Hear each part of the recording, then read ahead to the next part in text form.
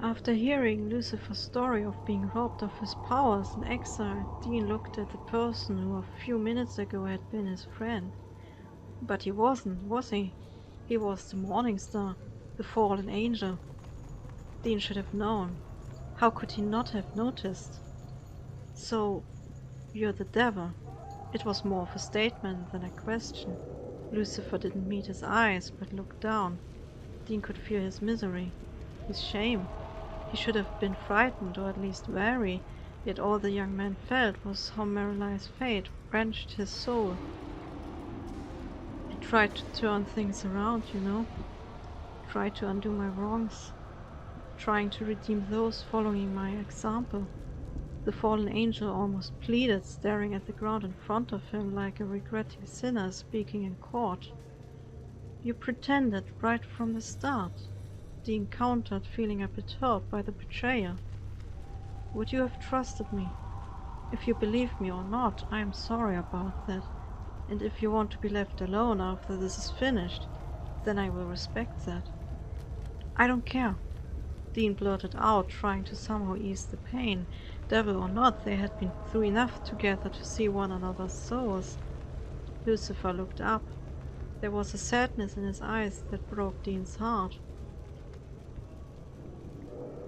To me, you are still Marily's. Dean put his hand on his own chest to signal his good intent. My friend.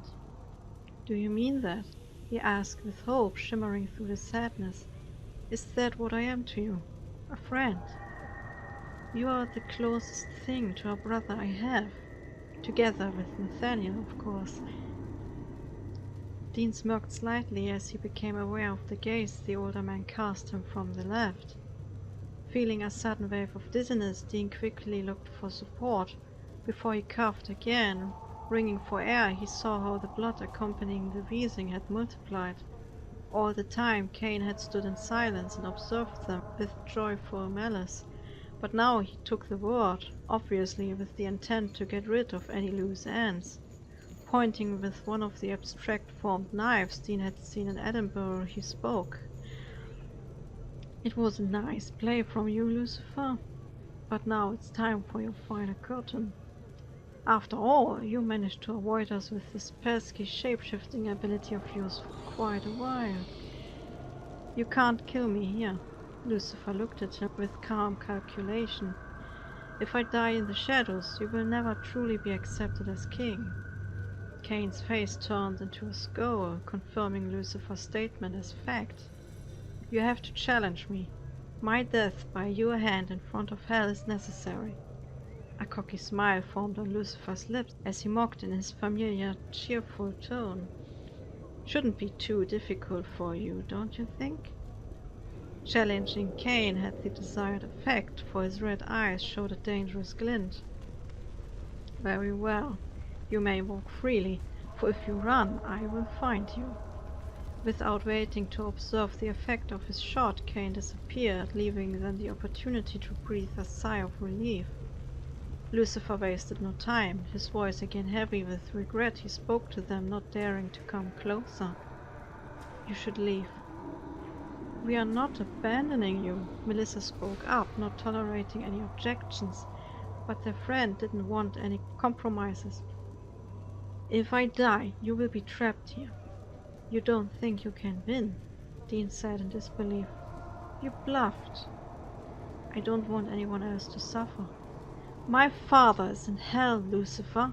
That bastard you created is snatching away innocent souls. Dean saw how the former angel flinched at the harsh words. Hoping to reawaken some will to survive in his friend, he continued his assault. People are suffering every moment, so don't you dare to lose. Get out there and win. Seeing himself on the losing side, Marily's turned to Nathaniel, his expression begging the cowboy to back him up. I ain't going nowhere, my friend, he answered firmly but gently. The demon's shoulders slumped as the yellow eyes lost their shine. How am I going to defeat him? He asked desperately in a low voice. We will find a way. We always do, Dean said with confidence. We are here for you, mate. Merlice took them through the hallways of hell to the center. Dean was sure his friend was frightened, but they had no choice. This had to end. On their way, several eyes studied them. Recognition shimmered in them upon seeing Merlice. Cain must have shared the news of the upcoming fight. In the center of streets and hallways was a big circular area, much like the arena in a Colosseum. At the back of the area, a high throne was standing on which Cain sat with the ruler's bearing. His weapon of choice, a spear with a long, viciously toothed blade in his right hand, he rose. Many of Hell's citizens had assembled along the wall. Glowing eyes of every color looked at their former king of Hell with disdain and expectation. Lucifer's uneasiness was tangible in the air. Dean couldn't blame him. Before entering the circle, Merlice turned to his friends.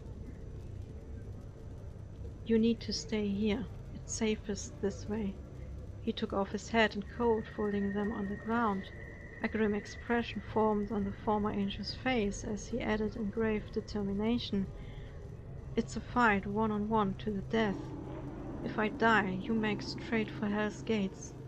Merlice didn't look at them as he spoke. His eyes were fixed on the man with the red eyes descending the throne. Feeling a new wave of weakness come over him, Dean felt his legs give in as a sharp pain emerged anew in his chest. In an instant, Nathaniel supported him when the young man tackled another couple of bloody coughs. If they should be forced to flee, he wasn't sure if he would survive in his present condition. Melissa must have sensed his pain, for she quickly came, attempting to ease it. "If you die," Dean managed to say while almost choking, "humanity will be doomed." "I corrupted him," Merlice answered in the same grave tone. "What he wants is what I once wanted, to taint humanity, to show my father how truly awful they are, to encourage evil in every act." He clenched his fists. "That's why he doesn't invade your world. He doesn't want conquest." The former angel bowed his head as if in defeat. "He wants to poison your souls." Dean couldn't see his friend's face, but he knew from Merlice's tone how difficult it was for him to talk about it, how much it still clung to him. Then, before entering, he composed himself and turned around to face his human companions. Lucifer looked at them, his hazel eyes burning with determination. "Dean, Melissa," he smirked. "Nathaniel, all I said and did came from me. Pretending not to be me, not being me, made me find myself." He put his hand on his chest. "You saw the real me. I want you to know that." Their demonic friend turned around, not waiting for a response. With long, firm strides, he stepped into the area's middle. Facing Cain and drawing his blade, he spoke with a booming voice full of authority Dean hadn't heard before. "Cain, I am King of Hell, and by right you have to fight me for the throne to the death." "Then I challenge you hereby," Cain replied, not less confident. "I accept."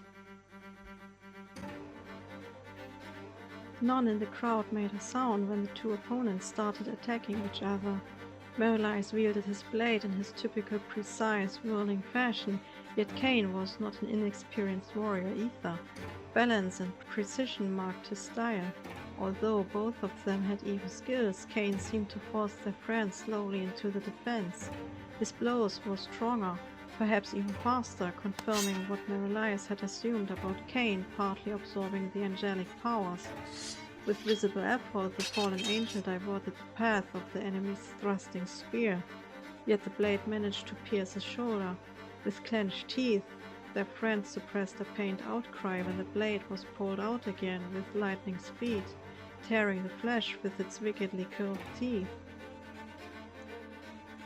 Another blow from the side followed. Just in time, Merlice prepared to parry. Revealing the movement to be feint, Cain changed his attempt and cut diagonally down. With a loud clash, the demonic sword shattered, rendering it useless. Using the blunt end of his weapon, Cain finished his attack by jerking it into Merlice's stomach. Being hit with surprise, the demon was catapulted into the air before turning in flight and landing on his feet. Dean could see how his friend panted. He could not defeat Cain in his weak state. Not giving his opponent time to recover, Cain followed, but Merelias reacted instinctively by taking Father Johnson's blade. Embers flew and the two weapons met with inhuman force. Ignoring the seer's effects, Dean straightened up and whispered to the man next to him. "Nate, I will have need of your skills with the cold." Eager to help their friend, the older man's eyes showed the glint of the desire to act. "What do you need?" "You have to distract those eyes in the crowd observing us. Melissa must get me close to a wall." "Another spell?" Both his companions said with disapproval. "I'll be fine," he assured Melissa with a smile. Turning to the cowboy, he joked, "Do I need to remind you who is paying you for your service?" "No, boss." Nathaniel inclined his head with a hint of mockery. "Sweet Jesus, I get to shoot demons," he added, grinning boyishly. With slow steps, Dean dragged himself to the next wall with his fiancée's help. In the meantime, the young man could hear how Nate unleashed his inner rebel. A gunshot let the crowd raise their voices and the fighting stopped. Dean saw how the older man ran through the arena shouting obscenities at the demons. Outraged, they chased the one who had dared to disturb the fight. Dean searched his pockets for the piece of chalk, remembering how Merelias had taken it from him and not given it back. Laying his hand on the polished black wall, he searched for something like a spark in hell's fundament. At once his whole body burned as more cuffs forced their way up his throat. Dean kept his mouth shut, ignoring the bloody taste, and concentrated. Somewhere the crowd had caught Nathaniel, who still resisted by shouting things like, "You ugly sulfur breathers!" Dean felt heat as a bright orange glow showed itself in his mind's eye. It was cruel and painful, but at the same time warm and cleansing. Stronger and stronger grew the pain born of Dean's resistance to the seal. With one swift thought he unleashed a fountain of liquid fire which broke through the ground. At the same moment Dean felt as if his soul had decided to leave the fleshy shell after all. Sinking to his knees, he held his head while his own voice echoed in his ears. He couldn't contain the pain any longer. It consumed his mind and filled his entire body. More blood entered his mouth and came from his nose. He felt how Nathaniel joined him and Melissa again. He must have escaped somehow. Dean didn't care, couldn't care. He was dying, he knew it. His blood felt hot inside his body as if he was boiled alive. He felt something shatter inside him and thought it to be his own sanity. The young man, however, was mistaken. Something he realized when another kind of pain extinguished the burning, throbbing and stabbing. It was a freeing pain, one felt when a knife was pulled out of the flesh. Dean felt how the hard ground hit him, and silence filled his sense. There was nothing. No pain. No blood. What Dean felt was ease. Opening his eyes, he forced himself to get up despite the lingering weakness. "Dean!" Melissa embraced him. Behind her, Nathaniel stood watching him like a sheepdog. "It's all right, my love," Dean uttered with honesty for the first time after a long period of lies. He looked beneath his clothes. "It's gone, Melissa." "What?" she asked, indicating doubt in her ability to hear. "The seal is shattered. I'm free." Happy beyond measure, he looked at Melissa and Nate, who reflected his feelings. Hearing the sound of fighting once again, the three looked towards their friend just in time. The fiery fountains were still spewing lava, something that was distracting Cain enough to not pay full attention to the fight. Thrusting his hand into Cain's chest, the fallen angel spoke in a grief-stricken tone. "It is my fault you are twisted. I turned you into a monster, and for that I am truly sorry."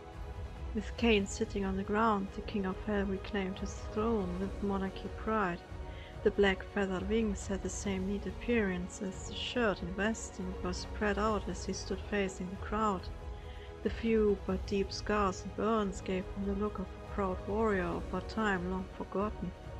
Golden eyes shone gratefully when he locked eyes with his 3 friends for the split of a second.